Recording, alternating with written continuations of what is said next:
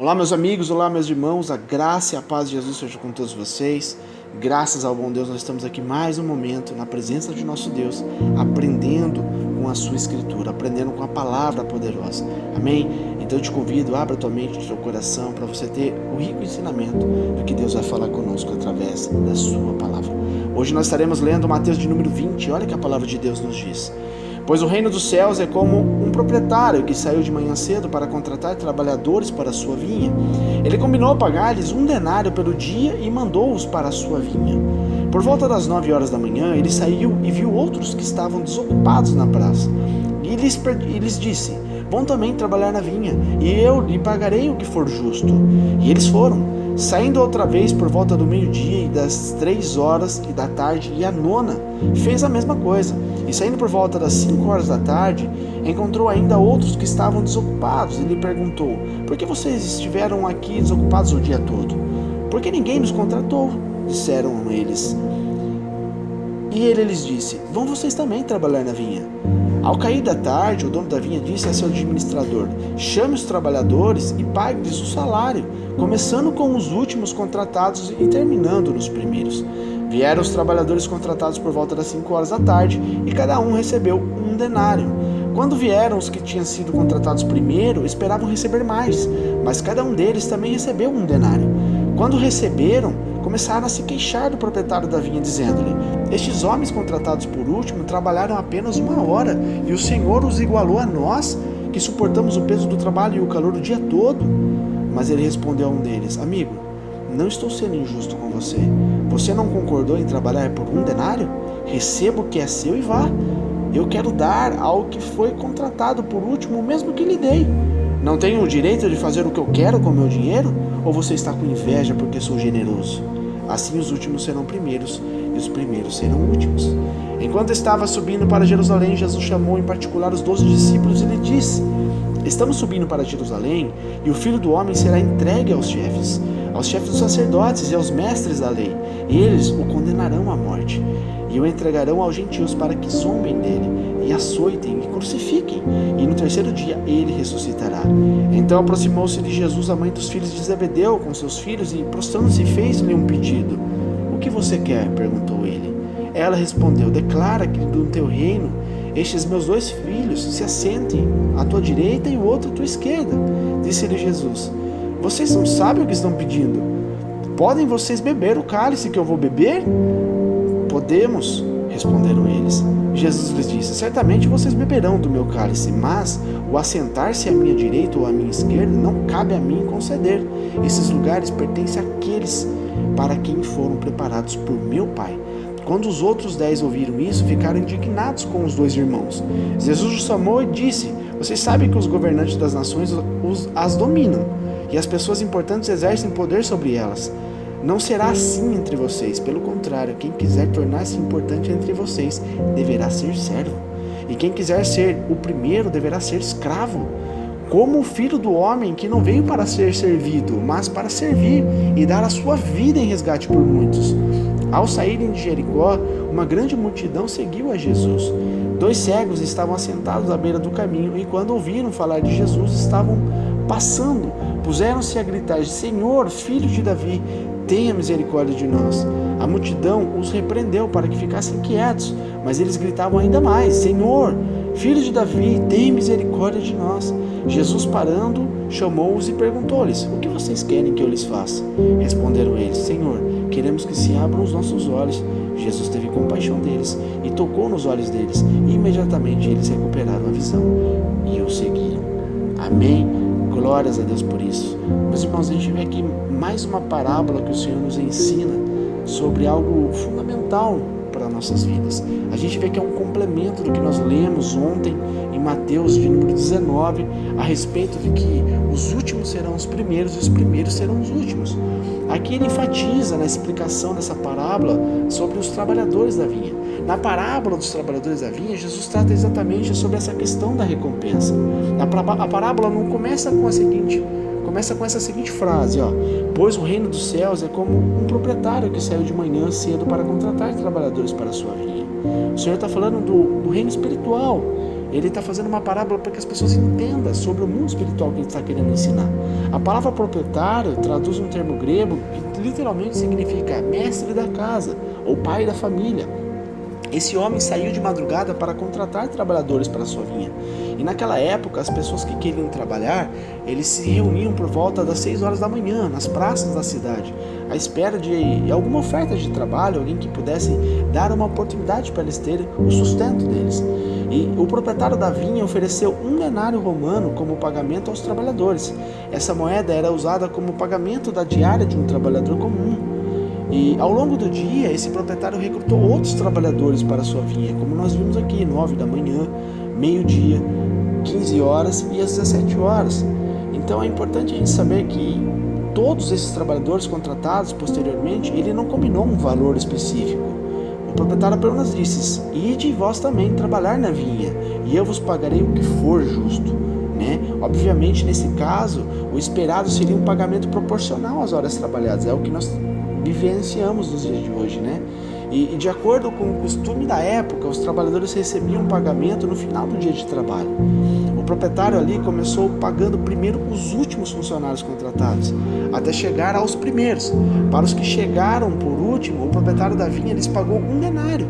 Isso significa que mesmo tendo eles começado a trabalhar por volta das 5 horas da tarde, eles receberam o pagamento pelo dia todo de trabalho. Então eles trabalharam 1 hora e receberam o mesmo que todos aqueles outros anteriores deles, até chegar no primeiro que trabalhou o dia inteiro.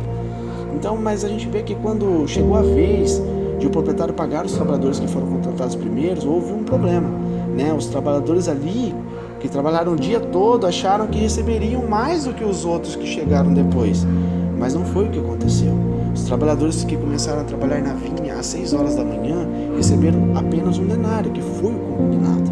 E mesmo isso tendo sido combinado, eles se sentiram injustiçados.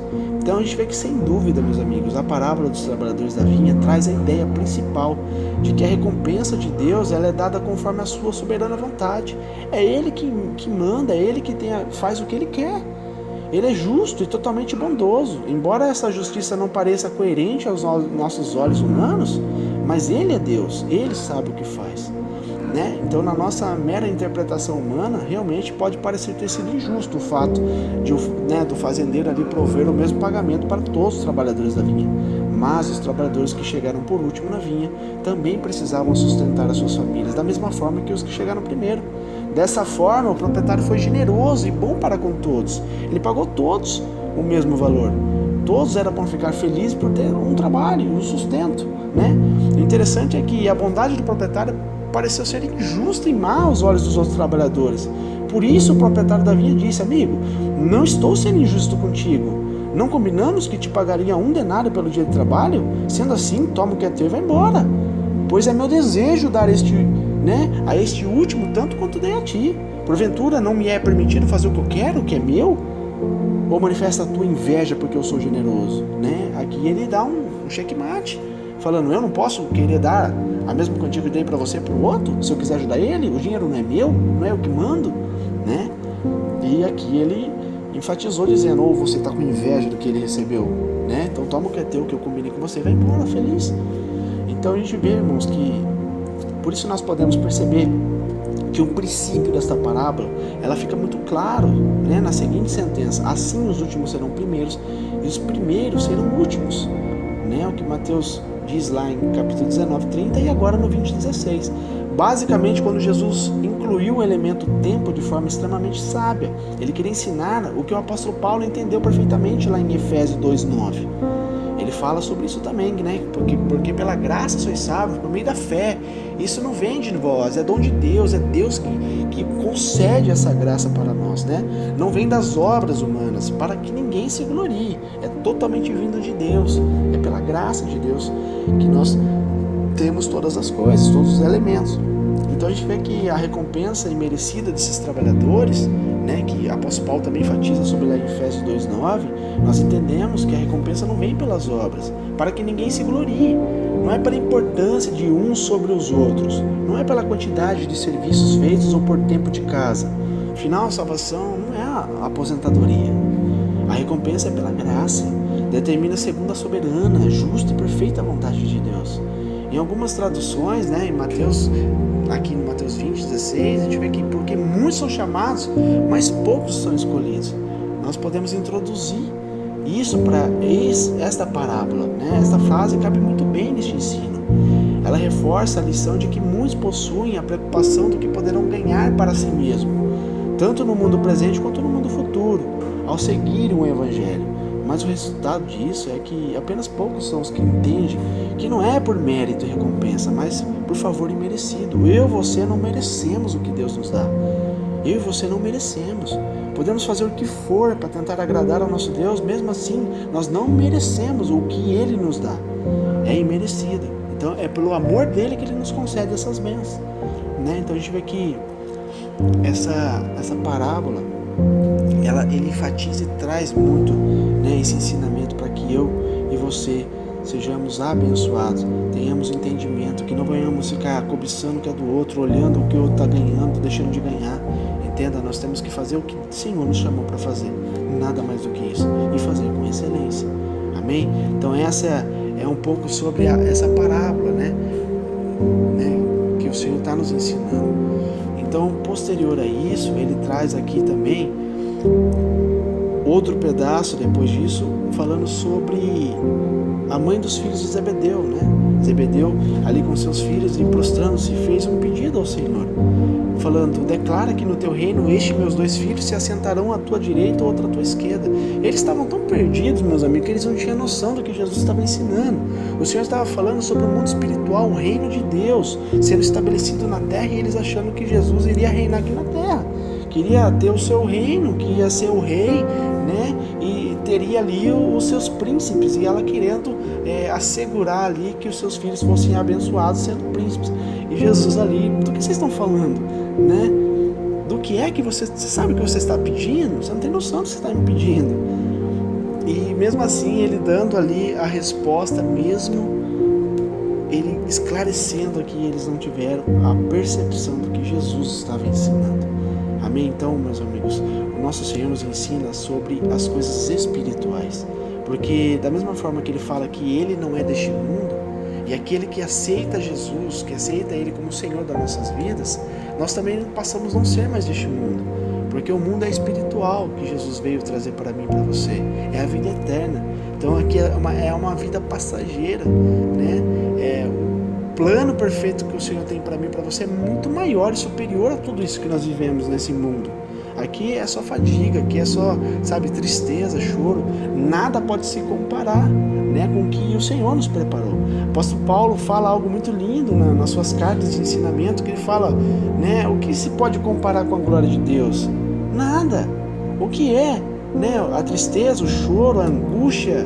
O que pode nos afastar da presença de Deus? Nada, porque o que Ele preparou para mim e para você, os ouvidos não ouviram, os olhos não enxergaram, não desceu no coração do homem que Deus nos preparou. É algo magnífico, é fora da consciência humana, do raciocínio lógico do ser humano. Ele não consegue compreender o que é que Jesus nos preparou para aquele grande dia. Amém? Então que nós possamos vivenciar e viver o sobrenatural do Senhor. Menos parar de dar ênfase sobre o superficial, sobre as circunstâncias que vivemos, e possamos passar por um olhar profético, por um olhar espiritual, enxergar o que o Senhor está enxergando para as nossas vidas. Amém? Sendo assim, a gente consegue vencer com muita mais facilidade as nossas dificuldades. Amém? E posterior a isso, ele acaba aqui finalizando Mateus 20, ele curando, né, mais 2 cegos, 2 pessoas que estavam ali com doenças físicas sobre a visão, e ali o Senhor os curou. Então ele continuou completando a sua missão de trazer o amor, a cura, a libertação sobre o povo.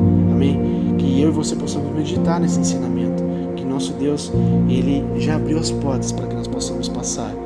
O caminho, ele é apertado, ele é estreito, é doloroso, mas vai valer a pena, porque naquele grande dia nós seremos recompensados com a verdadeira recompensa, que é a vida eterna. Amém? Que Deus te abençoe, que Deus te ilumine e que você possa ser cada dia mais abençoado por Deus. Fique na graça e na paz de Jesus Cristo.